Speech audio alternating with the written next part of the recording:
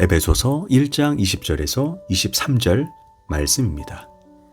그의 능력이 그리스도 안에서 역사하사 죽은 자들 가운데서 다시 살리시고 하늘에서 자기의 오른편에 앉히사 모든 통치와 권세와 능력과 주권과 이 세상뿐 아니라 오는 세상에 일컫는 모든 이름 위에 뛰어나게 하시고 또 만물을 그의 발 아래 복종하게 하시고 그를 만물 위의 교회의 머리로 삼으셨느니라. 교회는 그의 몸이니 만물 안에서 만물을 충만하게 하시는 이의 충만함이니라. 아멘.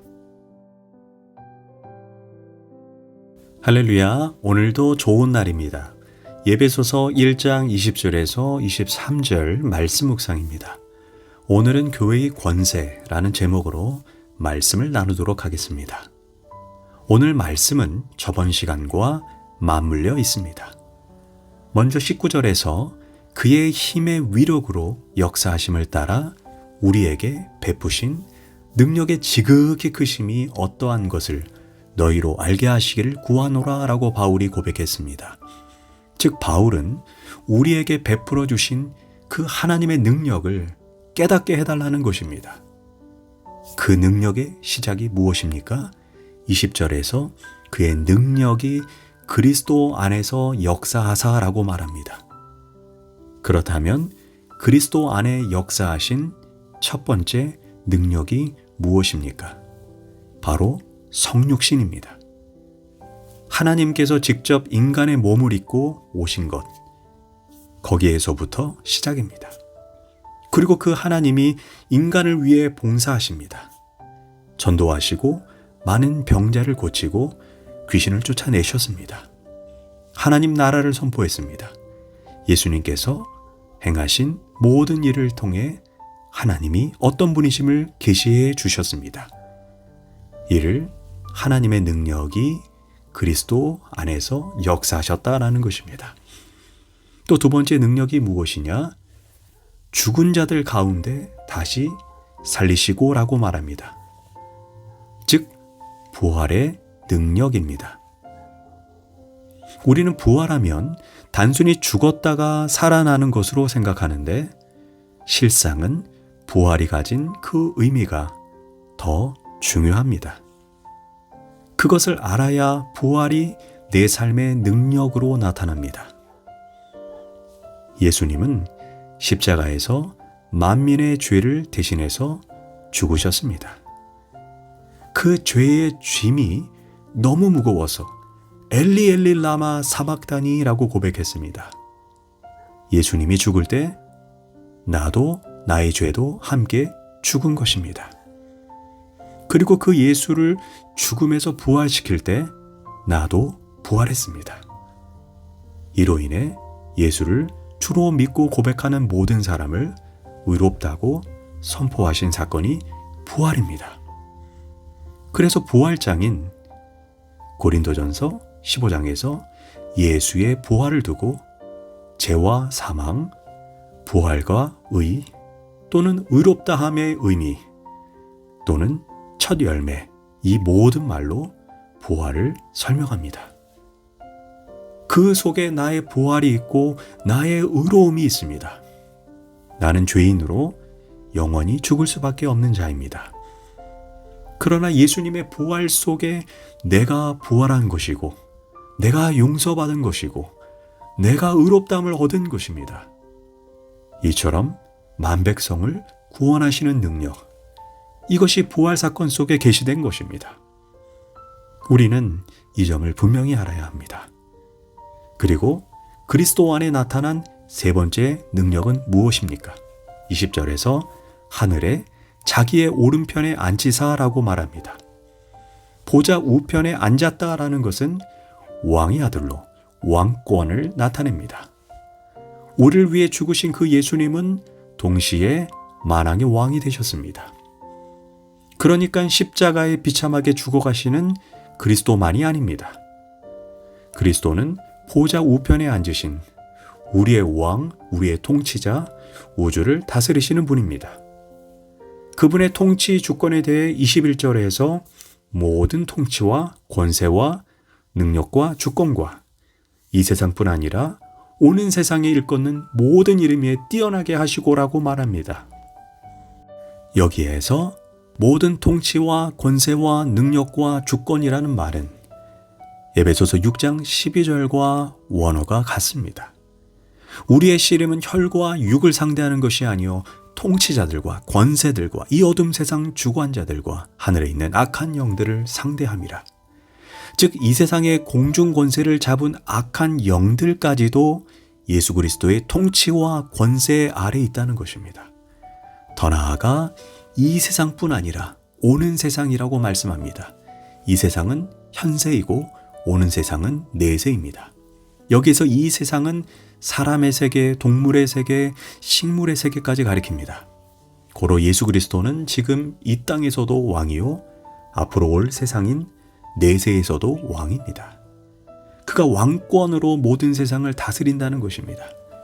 그래서 22절에서 만물을 그의 발 아래 두셨다라고 성경이 말하고 있는 것입니다. 여기에서 만물은 위에서 언급한 눈에 보이는 세계와 눈에 보이지 않는 세계 모두를 총칭하는 의미입니다. 그런데 그 만물을 교회의 권세 아래 두셨다라고 말합니다. 22절입니다. 또 만물을 그의 발 아래 복종하게 하시고 그를 만물 위의 교회의 머리로 삼으셨느니라.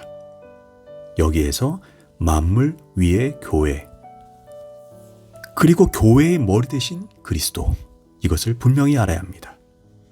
우리가 영적인 눈으로 보면 권세의 서열을 보게 됩니다. 만물이 있고 그 위에 하나님의 교회가 있습니다.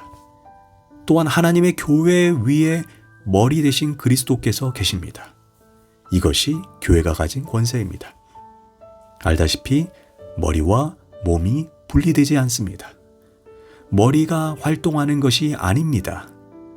머리는 몸을 통해, 손과 발을 통해 활동하시고 통치합니다. 다시 말해 온 우주를 통치하시고 생명의 세계와 물질의 세계와 동물의 세계와 역사와 현재와 내세 모든 것을 통치하시는 그리스도께서는 그 머리입니다. 그가 몸을 가지셨습니다. 행동대원인 에이전트를 가지셨습니다. 그것이 바로 교회입니다. 다시 말해 교회는 그리스도의 통치의 봉사자요 지부입니다. 천국이 본부이면 교회가 지부입니다. 하나님의 나라에서 교회는 이방 나라에 가 있는 대사관과도 같습니다. 본부는 하늘나라에 있습니다. 거기에서 지령을 받아 교회가 이 땅에서 그리스도를 섬기는 것입니다.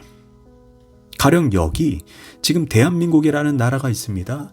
그리고 우리나라의 대사관들이 각 나라에 있습니다.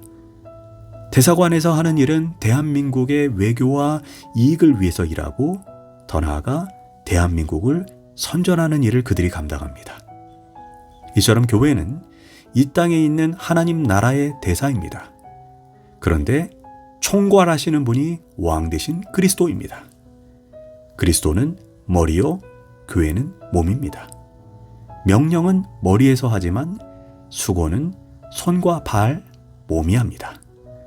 또한 손과 발이 수고하면 결국 면류관은 어디에 씌웁니까? 손과 발이 아닌 머리에다 씌워집니다. 그것을 알아야 합니다. 영광은 오직 예수님만 받고 오직 예수님만 높임받는 것입니다. 손과 발이 수고해도 영광은 오직 머리입니다. 이것이 교회입니다. 그리스도 외에는 그 누구도 영광을 받아서는 안 된다는 것입니다. 그러면 교회가 하는 일이 무엇입니까? 복음을 전하는 일입니다. 그리스도의 통치를 알리는 것이고 실천하는 것입니다. 사도들의 오래된 전승에 이런 이야기가 있다고 합니다. 가브리엘 천사가 예수님과 더불어 이야기를 나눕니다. 예수님, 당신은 저 땅에서 큰 고통을 당하고 십자가를 지시고 많은 희생을 하셨습니다. 그러자 예수님께서 그렇다라고 대답합니다.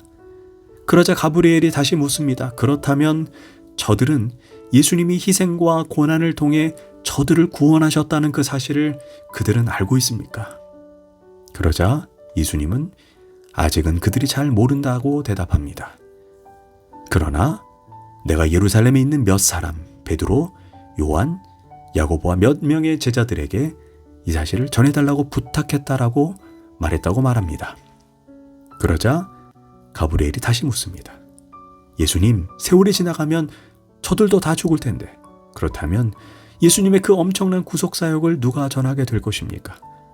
다른 방도를 좀 찾아야 되는 거 아닙니까? 그러자 예수님이 답합니다. 나는 다른 계획을 가지고 있지 않다. 그러나 다만 나는 교회를 믿고 있다. 이것이 중요한 것입니다. 나는 교회를 믿고 있다. 교회가 예수님의 복음사역, 예수님이 구원자 되심을 전하는 사명을 잊지 말아야 한다는 것입니다. 감사하게도 이 복음은 널리 전파되어 오늘 온 세계를 덮고 있습니다. 우리가 이 소식을 듣고 이 소식을 믿고 그 능력을 힘입어 오늘 구원받고 또 앞으로 구원을 받을 것입니다. 이것이 교회의 사명입니다. 고로 사도 바울은 이렇게 표현합니다. 교회는 그의 몸이니 만물 안에서 만물을 충만하게 하시는 이의 충만함이니라. 이처럼 교회는 그리스도가 우리를 위해 십자가에서 죽으시고 부활하셨다는 그 엄청난 복음을 여전히 죄 가운데 있는 사람에게 전해야 합니다. 이것이 교회의 사명이고 교회가 복음으로 만물을 충만케 하는 것입니다. 그런데 복음은 인격적인 관계를 통해 전파됩니다. 말씀을 통해 선교하는 사람들의 희생과 수고를 통해 이루어집니다. 그럴 때 세상은 복음의 능력 앞에 회개하고 돌아오게 될 것입니다. 이것이 만물을 충만케 하는 교회의 권세입니다. 그래서 마틴 루터는 교회 밖에 구원이 없다고 주장합니다.